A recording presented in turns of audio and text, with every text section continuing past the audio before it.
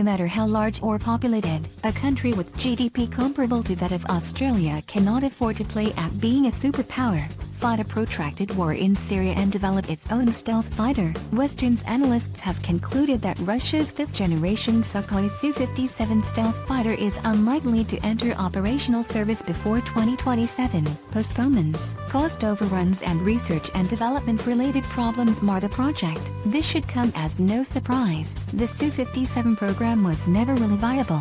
Back in early 2006, Russian President Vladimir Putin integrated all of Russia's aviation companies into a single, state-owned holding, the United Aircraft Building Corporation. Over the time, UAC absorbed more than 20 aviation companies and reorganized these into 4 aircraft manufacturing divisions, one for combat aircraft, one for military transport aircraft, one for civilian aircraft and one for aircraft components. In the course of the streamlining, most of the state-owned enterprises became joint stock companies. However, the government owns at least 90% of shares. Despite the resulting centralized and vertical structure, most of enterprises integrated within UAC have retained some level of autonomy. Nick and Sukhoi both have their own board of directors. However, with few exceptions, these directors have no say. On the contrary, the entire UAC conglomerate is subject to a board of 14 directors, most of them well-known associates of Putin.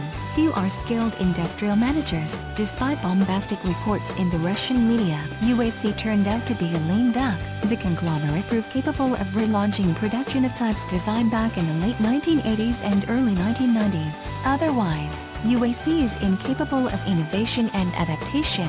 The main reason is that most of UAC's directors are hand-picked PSers, people more than happy to discuss planning, strategies and new projects, but lacking the ability to make hard decisions. Unsurprisingly, over the last 10 years UAC has made promises it cannot fulfill.